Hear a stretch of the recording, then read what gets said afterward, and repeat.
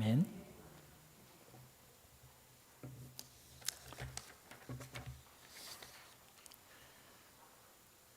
지금 베드로는 이 베드로 후서의 말씀을 통해서 무서운 시험과 핍박으로 말미암아 신앙이 흔들리고 또 하나님을 떠날 생각까지 하고 있는 그런 사람들에게 위로하고 격려하는 편지를 보내고 있습니다. 베드로는 그들을 위로하는 말로 주님의 재림이 임박하였고 그 후에는 심판이 있을 것을 말을 하였죠. 주님의 재림과 심판이 분명한 사실은 자신들의 눈으로 주님의 극진하신 영광을 직접 목격하였다는 점에서 틀림없다는 점을 증거하고 있고요. 또 일찍이 선지자들을 통해서 성령의 감동을 받은 사람들이 하나님께 받아서 말한 것이므로 분명하다고 그렇게 말을 하고 있습니다. 베드로는 노아 시대의 사람들이 오직 자신들을 위한 일상의 삶에만 빠져 살다가 노아와 그의 가족들을 제외한 모든 사람들이 심판을 받아 멸망한 일과 소돔이 심판을 받아 멸망할 때에도 구원을 받은 사람들은 롯과 그의 가족들 뿐이었음을 말하면서 지금 어려워도 믿음의 삶을 포기하지 말고 그리고 인내해야 한다는 것을 말하고 있습니다. 사실 베드로가 이처럼 시험과 환난에 흔들리지 말라고 격려하고 위로하고 있지만 그럼에도 불구하고 엄혹한 현실에 직면하고 있는 당시의 신자들에게는 박해하는 세상이 참 두렵고 무서웠을 것입니다. 베드로가 이 마지막 편지를 보낼 당시의 상황은 로마의 네로 황제가 적극적으로 교회를 핍박하는 상황이었습니다. 이 편지를 보내고 얼마 되지 않아서 베드로는 붙잡혀서 네로에 의해서 거꾸로 십자가에 달려 죽었고요. 사도 바울도 목이 잘려서 순교를 하게 됩니다. 말하자면 로마의 지배 아래에 있는 모든 전역이 다 참담한 핍박과 박해 속에 있었다는 것입니다. 이런 상황에서 자신들이 그리스도인이라는 사실이 밝혀지면 감옥에 갇히든지 굶주린 사자밥이 되든지 아니면 베드로나 바울처럼 그렇게 순교의 죽음을 죽어야 하는 바로 그런 형편 중에 있었으니 그들이 얼마나 두려웠겠습니까? 이처럼 엄혹한 현실에서는 자칫하면 핍박하는 사람들만 보이고 그들이 가진 권력과 힘만 보일 수 있습니다. 온 세상이 다 무섭기만 하고 크게만 보여서 낙심하기 쉽다는 것입니다.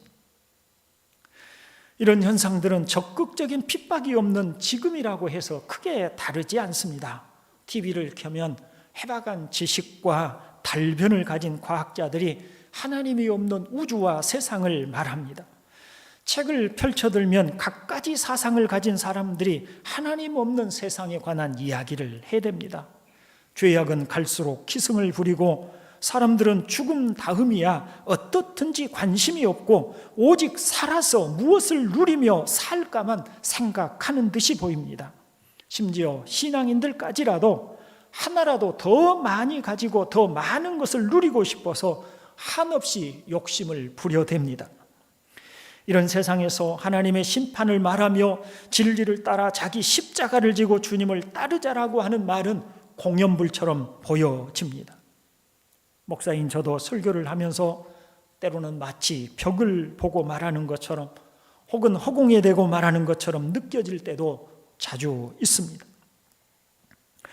여러분, 온 세상이 사람들의 목소리만 가득하고 하나님에 관한 소리는 지극히 작은, 그래서 들리지도 않는 것처럼 보일 때 신자들은 무력감을 느끼게 됩니다. 진리를 말하고 진리를 따라 살고자 함이 의미 없는 일처럼 여겨지기도 하고, 다른 사람들은 다, 심지어는 교회 안에 있는 사람들까지라도 다 세속적으로 변해가는데 나만이 올곧게 믿음을 붙잡고 살아가는 것이 과연 지혜로운 일인가라고 하는 의구심도 들기도 합니다. 그러나 베드로는 확신을 가지고 말을 하고 있습니다. 주께서 경건한 자는 시험에서 건지실 줄 아시고 불의한 자는 형벌 아래에 두어 심판날까지 지키시며 특별히 육체를 따라 더러운 정욕 가운데 행하며 주관하는 일을 멸시하는 자들에게는 형벌할 줄 아시느니라. 그 말입니다. 베드로는 신자들에게 조금만 참으면 만사가 잘 될 것이라고 말하지 않습니다. 지금의 핍박과 박해는 일시적인 것이니 이 시련을 참고 견디면 하나님께서 큰 상급을 주시고 축복해 주실 것이라고 말하지도 않습니다. 금방 좋은 세상이 올 것이니 조금만 참고 견디자는 말도 하지 않습니다. 다만 베드로는 하나님의 주권을 말합니다. 지킬 자를 지키시고 보호할 자를 보호하시고 심판하시고 판단하실 절대적인 권능과 주권을 가지신 하나님을 말씀하고 있다는 것입니다. 하나님은 이 모든 세상을 하나님의 뜻대로 주관하시는 절대적인 주권을 가지신 분이시다. 이것이 오늘 우리에게 하시는 말씀입니다. 하나님이 어떻게 절대적인 능력을 가지신 분이신지를 이제 몇 가지로 살펴보겠습니다. 먼저 하나님은 절대적인 능력을 가지신 분임을 말씀합니다. 우리가 알아야 할 것은 세상이 어떤 모습으로 있을지라도 하나님은 절대적인 능력으로 존재하고 계시다는 것입니다. 세상이 혼란스러울 때도 사람들이 이러저러한 모습으로 악행을 하고 어지럽힐지라도 심지어 그리스도인이라고 하는 우리가 세상과 타협하고 세속적으로 변해갈지라도 여전히 세상은 하나님의 다스림 아래 있다는 사실입니다. 나라의 경제가 무너져 모두가 가난과 굶주림에 시달리는 상황이 될지라도 혹은 우리 개개인이 다 신앙을 떠나 세상 사람들과 다를 바 없게 될지라도 여전히 하나님은 세상의 주인으로 이 모든 상황을 아시는 분으로 그리고 하나님의 통제 아래 두고 계시다고 말씀합니다. 한때 엘리야는 모두가 다 하나님을 떠나버린 것처럼 보여서 낙심에 빠질 때가 있었습니다. 내가 만군의 하나님 여호와께 열심히 유별하오니 이는 이스라엘 자손이 주의 언약을 버리고 주의 제단을 헐며 칼로 주의 선지자들을 죽였음이오며 오직 나만 남았거늘 그들이 내 생명을 찾아 빼앗으려 하나이다고 하였습니다. 절망적으로 보는 겁니다. 자신 혼자서 애쓰고 힘써서 아합의 그 폭정을 대항하고 신앙을 지키려고 몸부림을 쳐보았지만 그럼에도 불구하고 이제는 나마저 죽을 위기에 처했습니다 라고 하는 자신의 무력감을 토로하고 있습니다. 그러나 하나님은 그때 엘리야에게 이렇게 말씀하시지요. 내가 아직도 바알에게 무릎 꿇지 아니한 7천을 남겨두고 있다고 말입니다. 아무리 세상이 캄캄하고 어둡고 절망적으로 변해가는 그런 상황일지라도 여전히 하나님의 통제 아래 있고 하나님의 통치 아래 있고 하나님의 절대적인 주권이 역사하고 있다는 것을 말하고 계시는 것입니다. 하나님은 말세에 믿는 자를 보겠느냐라고 말씀하셔서 이미 말세가 되어가면 되어갈수록 이 세상에 진실로 믿고 주님을 따르는 사람들이 많지 않을 것도 알고 계셨고 그것 또한 하나님의 뜻하심 가운데 있었다라고 하는 것을 보여주고 계십니다.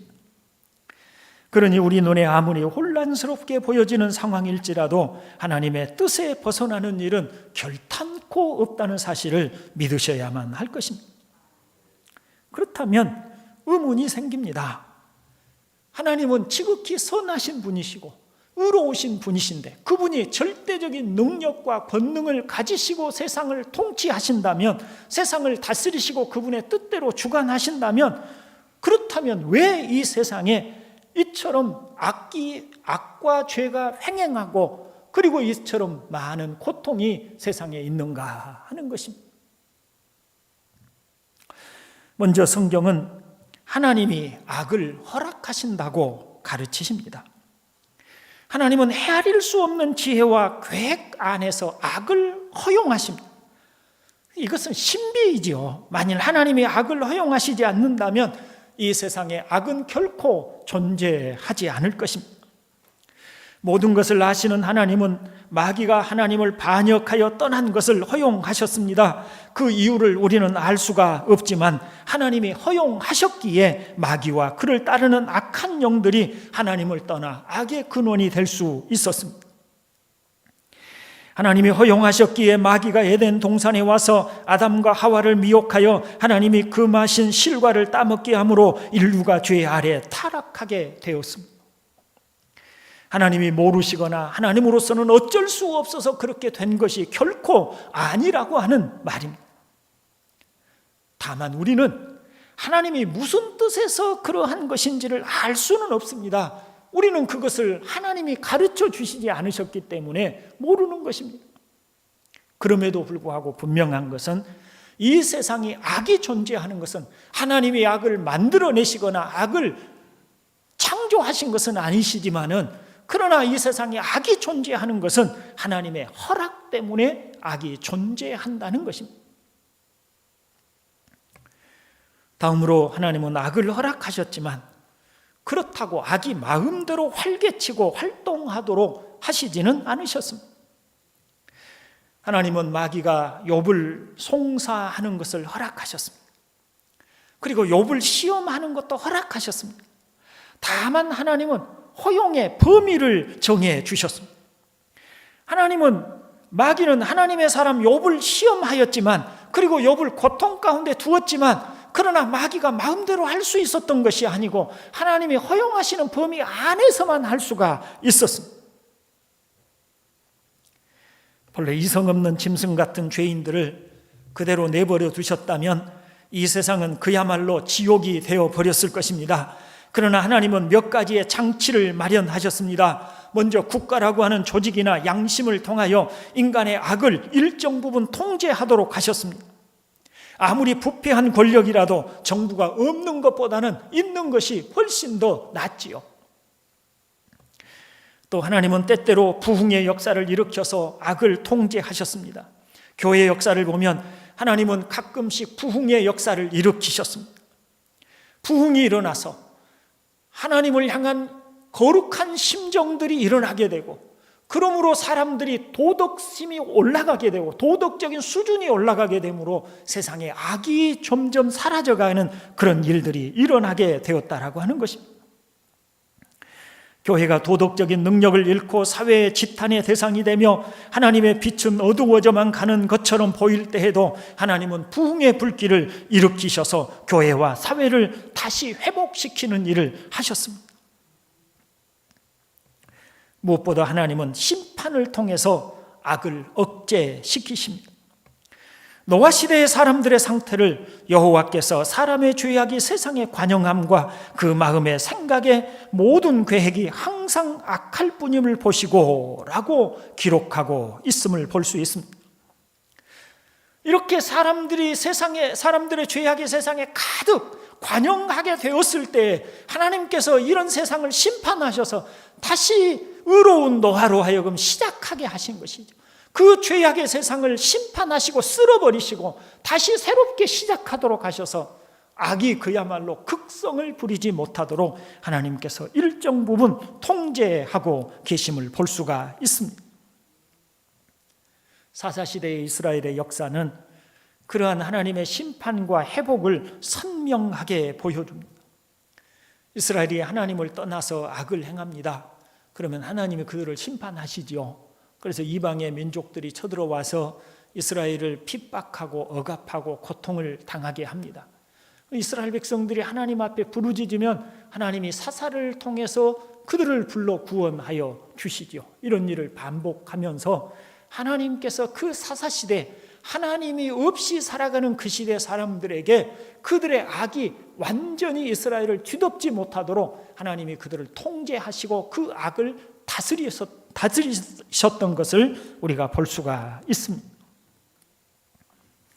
사랑하는 형제 여러분, 우리는 하나님의 절대적인 권능과 섭리하심을 무시하지 말아야 할 것입니다. 우리는 지극히 우둔하고 미련하여 하나님의 크신 능력과 권능을 제대로 알지 못하고 당장 눈앞의 현실만을 보는 경향이 있습니다. 눈앞의 현실이 너무 크게 보여서 하나님을 보지 못합니다. 그래서 현실이 두렵고 낙심이 됩니다. 그러나 하나님의 허락하심이 없으면 마귀도 활동하지 못하는 것을 아셔야만 할 것입니다. 하나님의 허용이 없이는 어떤 권력자도 우리를 핍박할 수 없습니다. 하나님께서 왜 마귀가 역사하도록 허용하셨는지 그것을 알 수는 없지만 하나님의 허락하심이 없이는 마귀도 역사하지 못한다는 것을 알면 두려워할 이유가 없는 것입니다. 듣지 못한다고 아무 소리가 없는 것은 아니잖아요. 우리 눈에 보이지 않는다고 존재하지 않는 것은 아니잖아요. 우리가 듣지도 못하고 우리 눈으로 확인할 수 없는 것이라도 존재하고 소리는 있는 것입니다. 이 세상에는 보이지 않는 큰 능력과 섭리가 작동하고 있습니다. 제멋대로 흘러가는 것처럼 보이는 세상일지라도 아니라는 것이죠. 전능하신 하나님의 뜻과 섭리대로 움직여가는 것입니다. 하나님의 뜻은 실패하는 법이 없고 하나님의 계획은 차질을 빚는 일이 없습니다. 그렇게 하나님의 뜻을 따라 흘러가다 하나님이 심판하시는 최후의 날이 올 것입니다. 하나님의 위임을 받은 우리 주 예수 그리스도께서 천군과 천사들을 데리시고 오실 것입니다. 그날이 하나님의 섭리와 작정이 끝나는 날이 되게 되는 것입니다. 우리는 이것을 알아야 합니다. 악이 아무리 기승을 부리는 것처럼 보일지라도 혹은 눈에 보이지 않는 바이러스가 우리의 생활을 옥죄일지라도 그래서 우리의 삶이 무력하게 무너져가는 것처럼 보일지라도 우리에게 때로는 희망이 없는 것처럼 보여지는 상황이 올지라도 온 세상이 악으로 뒤덮인 것처럼 보이는 시대가 올지라도 그러나 이 모든 일조차라도 하나님의 허용하심 아래 되어지는 일이고 하나님의 절대적인 주권 아래 되어지는 일이고 하나님의 통제 아래 있다는 사실을 아셔야만 할 것입니다. 참새 2마리가 한 아사리온에 팔리는 것도 하나님의 허락하심이 없이는 되어지지 않는다 하셨으니 사소하게 보이는 일, 아무것도 아닌 것처럼 보이는 아주 하찮은 것처럼 보이는 일일지라도 이 세상 모든 일에 절대적인 하나님의 섭리를 벗어나는 일이 없고 다스림을 벗어나는 일이 없다는 사실을 믿으시면 우리는 우리 앞에 절망과 좌절처럼 느껴지는 모든 상황 중에서도 위로와 격려를 받을 수 있는 줄로 믿습니다. 하나님의 절대 주권 두 번째는 하나님의 의로우심과 공의에서 찾아볼 수가 있습니다. 하나님은 정말 의로우셔서 죄인들을 심판하시고 의인들을 영화롭게 하실까요? 성경은 그렇다고 말씀합니다. 그러나 현실을 살아가는 우리들에게는 의문이 생깁니다. 시편 73편의 저자가 그러했지요. 그는 경건하지 못한 악인들이 번영을 누리는 것을 보고 하나님이 정말 공정하신 분이신가? 하나님이 의를 따라서 심판하시는 분이신가에 대한 회의를 갖습니다. 나는 선한 삶을 살고자 힘써왔습니다. 그런데 악인들은 선한 삶을 살고자 힘써왔던 내가 고통을 받고 있는 동안에도 그들은 번영한 것처럼 보입니다. 잘 사는 것처럼 보입니다. 아무 문제가 없는 것처럼 보입니다. 그래서 묻습니다. 하나님, 이것이 옳은 것입니까? 하나님이 의로우신 분이신데 어찌 의인은 고통을 당하고 핍박을 당하고 괴로움을 당하는데 악인들은 이렇게 형통할 수 있는 겁니까? 이제 베드로는 하나님의 의로우심과 공의를 강조하면서 그것이 하나님의 절대적인 주권에 속한 일이라고 말을 합니다. 하나님이 불의와 악함을 심판하신다는 사실은 의심할 여지가 없다고 말을 합니다. 시편 73편의 저자의 의문에 대하여 베드로는 그렇지 않다. 하나님이 절대적 주권과 권능을 가지고 의인을 보호하시고 악인을 심판하신다고 대답하는 것입니다. 죄에 대한 하나님의 형벌은 즉시 반드시 나타나기도 합니다. 우리가 워낙 죄로 말미암는 불행 가운데 우리가 살고 있기 때문에 죄로 인해서 나타나는 하나님의 형벌을 감지하지 못하고 살아가는 경우가 허다하죠. 삶이 마냥 즐겁고 행복하기만 하신가요? 그러지 않죠. 많은 고통들이 있잖아요. 괴로움들이 있잖아요. 수 없는 갈등과 고통과 괴로움들이 우리 삶에 부지기수로 있지 않습니까? 마치 날마다 숨쉬고 호흡하고 살아가는 것이 고통을 숨쉬고 호흡하고 살아가는 것처럼 보여지는 것이 우리의 인생이에요. 그런데 이런 이 고통과 괴로움들이 어디서부터 기인한 것인가? 다름 아닌 죄로부터 나타나는 죄의 형벌들이라고 하는 것입니다. 여러분, 가장 쉽게 생각해 보면 죄를 범한 사람이 편안한가요? 우리 옛말에 맞은 사람은 발 뻗고 자도 때린 사람은 발 뻗고 자지 못한다라고 하는 옛 속담이 있지 않아요? 그렇듯이 우리가 어떤 죄를 범하고 나면 양심의 가책이 생기는 것입니다. 이게 고통이죠. 물론 양심의 마비를 가져온 어떤 일부의 사람들은 웬만한 일에는 양심의 가책을 받지 않겠지만 대다수의 사람들은 죄를 지으면 마음이 편안하지 않습니다. 또 우리의 죄악의 결과들을 보십시오. 우리의 가정에서 불화하는 원인은 다름 아닌 우리의 죄 때문입니다. 우리가 다 범죄하지 않고 성령으로 충만하여 있다면 부부간의 갈등은 왜 일어나며 부모와 자녀 간의 갈등은 왜 일어나겠습니까?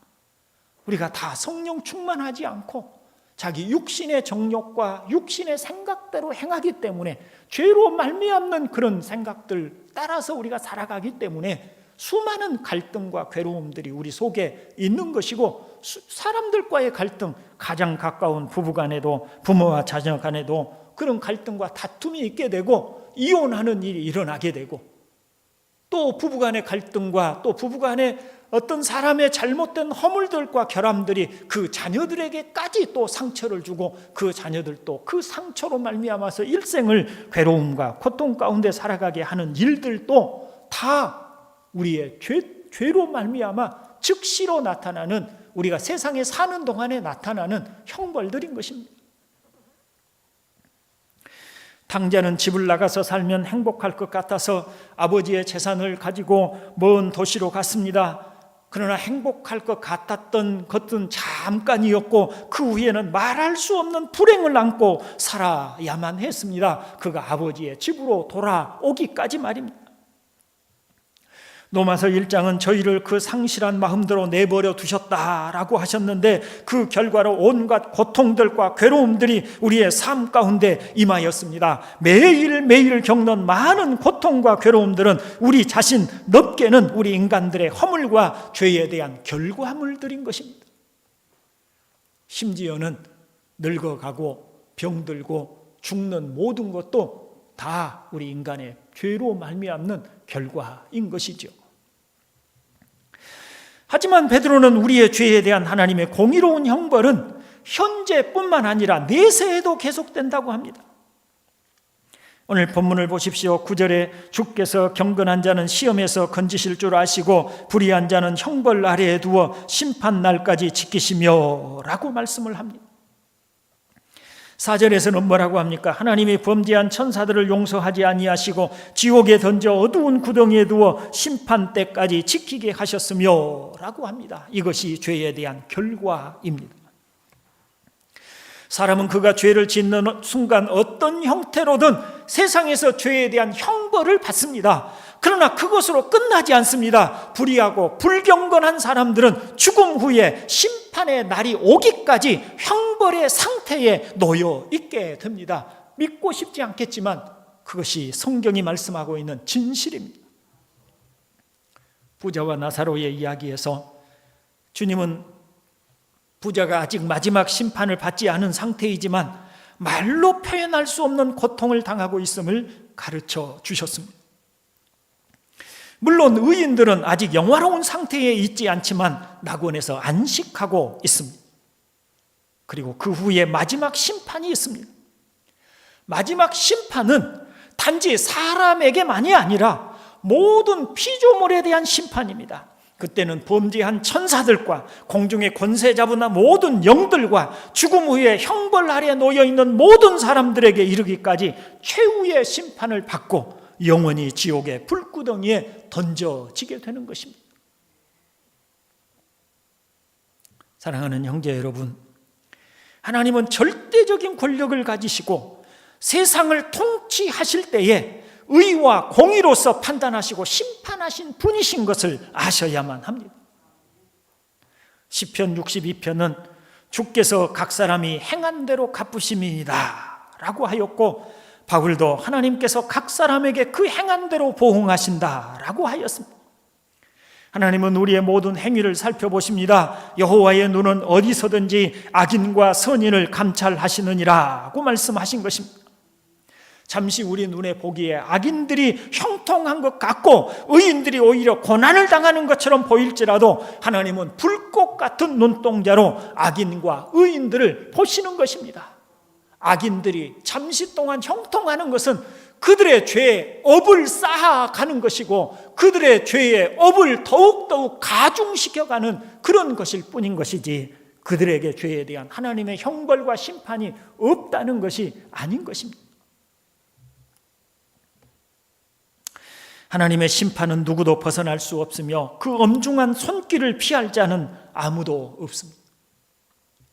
어부들이 바다에서 그물을 건져 올려서 상품의 가치가 될 만한 고기들과 상품 가치가 되지 못할 고기들을 분별할 때 전문가들의 손길을 정확하게 상품 가치 있는 것과 없는 것들을 구분하지 않습니다. 하나님의 손길은 더 정확하셔서 어부들은 간혹 실수할 수 있을지라도 하나님의 손길은 악인과 의인을 분명하게 구분하시고 심판받을 자와 생명과 영생을 누릴 자를 정확하게 구분하신다는 사실을 믿으시기를 바랍니다. 바위 틈에 숨을지라도 땅속 깊은 곳에 숨을지라도 어느 그늘진 곳을 피하여 숨을지라도 결코 누구도 하나님의 심판의 손길을 피할 수 없을 것입니다. 악인들에 대한 하나님의 심판은 엄중하여 영원히 계속됩니다. 세상에서는 아무리 큰 고통이라도 숨을 쉴 여유가 있고 강도가 약해질 때가 있습니다. 우리는 너무 힘들 때 이것 또한 잠시 견디면 지나가게 되겠지라고 생각하고 또 실제로 그렇게 지나가기도 합니다. 그러나 하나님의 심판은, 한 번 하나님이 선고하고 내려진 심판은 영원히 그 고통의 경중이 고통이 더 감해지는 것도 아니고 없어지는 것도 아니고 한계가 있어서 멈추는 것도 아니고 영원히 하나님의 심판은 계속되는 것입니다. 그러니 세상에서 악인들이 잠시 형통한 것처럼 보인다고 하나님의 주권이 약해지는 것이 아님을 믿으시기를 주의 이름으로 축원을 드립니다. 마지막으로 하나님의 절대 주권은 사랑에서 나타납니다. 이것은 우리에게는 얼마나 복된 말씀인지 모릅니다. 오늘 본문은 주께서 경건한 자는 시험에서 건지실 줄 아시고 라고 하셨습니다. 하나님은 우리를 사랑하실 때 절대적인 주권으로 사랑하셨습니다. 말하자면 하나님은 우리를 당신의 절대적인 뜻을 따라서 선택하신 것입니다. 그 기쁘신 뜻대로 우리를 예정하사라고 말씀하고 계시는 것이죠. 우리의 어떤 조건 때문이 아닙니다. 하늘의 하나님께서 당신의 절대적인 주권을 따라서 세상의 수많은 사람들 가운데서 하나님의 자녀로 택하실 자들을 선택하신 것입니다. 하나님은 절대적인 주권으로 우리를 구원하셨습니다. 우리가 아직 죄인으로 있을 때, 하나님의 구원을 요청하지도 못할 때, 하나님의 구원이 필요하다고 생각하지도 못할 때 하나님은 당신의 절대적인 뜻으로 우리를 위하여 독생하신 아들을 보내셨습니다. 그리고 그 아들로 우리를 위한 대속의 제물로서 우리의 허물과 죄를 대신하게 하셨습니다. 그 독생하신 아들과 약속하신 대로 예수님의 십자가의 죽으심과 부활을 믿는 자에게 구원을 주시고 성령으로 거듭나게 하셨습니다. 이 모든 것이 다 은혜라고 말하지요. 은혜가 무엇입니까? 받을 자격 없는 자에게 하나님이 부어주시는 사랑인 것입니다. 이것 또한 하나님의 절대적인 뜻을 따라 행하신 일입니다. 아까도 말씀드렸듯이 우리가 원해서가 아니에요. 우리가 바래서도 아니에요. 우리가 어떤 조건을 충족시켰기 때문도 아니에요. 오직 하나님의 절대적인 은혜로서 우리를 불러주셨고 구원해 주셨고 하나님의 자녀로 삼아 주신 것입니다. 그것이 하나님의 사랑 안에서 하나님의 절대적 주권이 나타나시는 것이죠. 버릴 자를 버리시고 선택할 자를 선택하시는 것이 바로 하나님의 절대적인 주권에 속한 일이라고 하시는 것입니다. 하나님은 하나님의 자녀된 우리를 당신의 절대적인 능력으로 보호하십니다. 베드로전서 1장 5절에서 너희는 말세에 나타내기로 예비하신 구원을 얻기 위하여 믿음으로 말미암아 하나님의 능력으로 보호하심을 받았느니라고 하여서 연약에 쌓여있는 우리를 구원에 이르도록 보호하여 주신다고 말씀합니다. 물론 하나님의 자녀들에게 아예 고난 자체를 주지 않는다는 말이 아닙니다. 오히려 고난은 세상을 살아가는 모든 신자들에게 필수적인 것입니다. 자녀이면 또한 상속자, 곧 하나님의 상속자요 그리스도와 함께한 상속자니 우리가 그와 함께 영광을 받기 위하여 고난도 함께 받아야 할 것이니라. 여러분, 저와 여러분은 예수님께서 구원하셔서 예수님이 가지신 영광을 우리가 함께 누리도록 우리를 구원해 주신 거 아니겠어요? 우리에게는 예수님이 받으신 영광을 함께 누릴 약속이 주어져 있는 거예요. 그렇다면 그 영광을 받을 우리가 고난도 주님과 함께 받아야 한다라고 하였으니 주님이 이 세상에서 많은 고난을 받고 죽으셨잖아요. 그러니 우리가 이 세상에 사는 동안에 고난 받는 것은 필수적인 것이다. 이것이 이상한 일이 아니고 왜 성도가 고난을 받아야 되느냐, 왜 의인이 고난을 받아야 되느냐라고 그렇게 불편하게 생각할 일이 아니고 주님처럼 영광을 함께 받기 위해서 고난도 함께 받아야 되는 것이다. 당연한 일이다라고 말씀을 합니다. 그렇지만 하나님께서는 우리가 치명적인 해를 받는 데까지 우리를 고난 가운데 두시지는 않는다.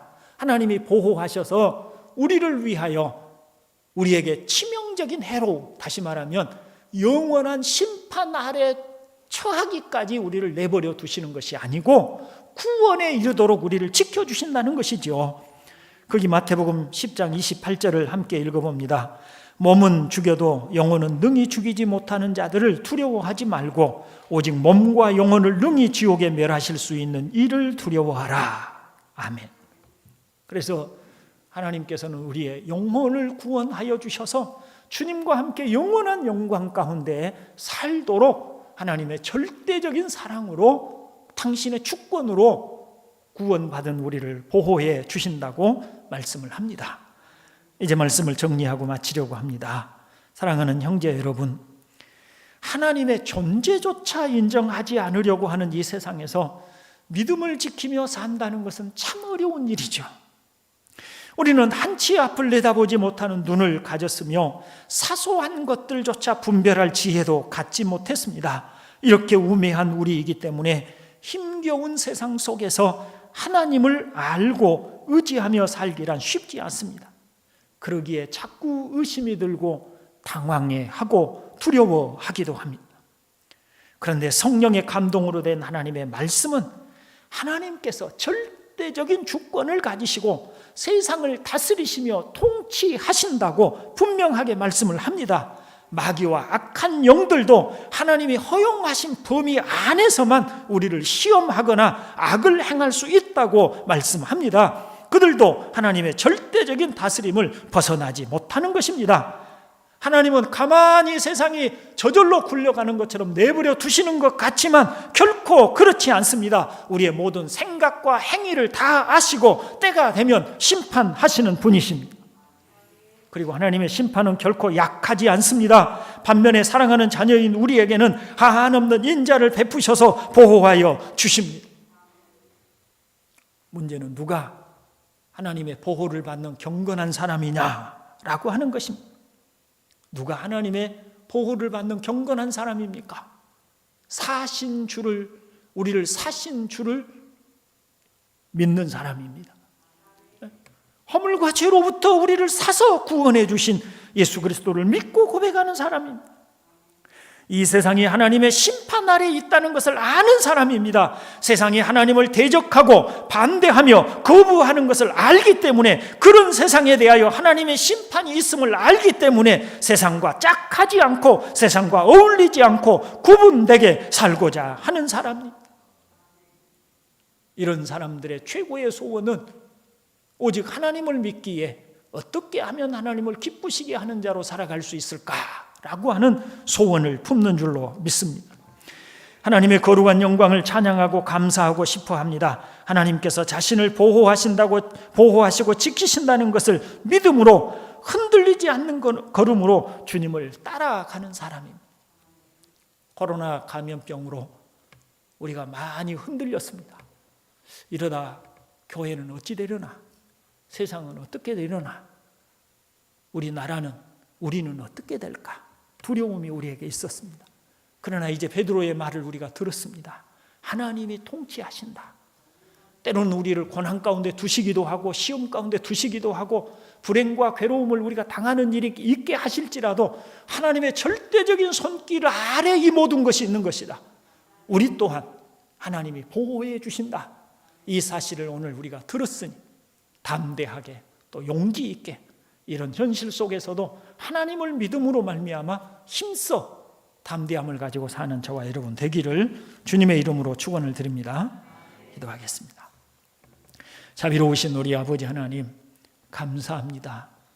오늘도 우리 아버지 하나님께서 한량없는 은혜를 부어주셔서 참으로 하나님께서 절대적인 주권을 가지시고 세상을 통치하시고 다스리시고 세상이 저절로 흘러가거나 나아가는 것이 아니었고 하나님의 손길 아래에 있음을 우리에게 가르쳐 주셨사오니 오직 아버지 하나님, 저희가 그것을 믿고 주 안에서 감사하며 행하기를 소원합니다.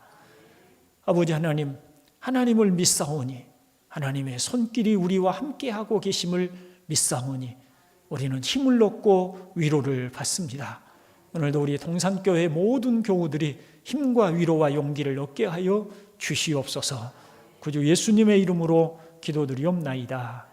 아멘. 아직 우리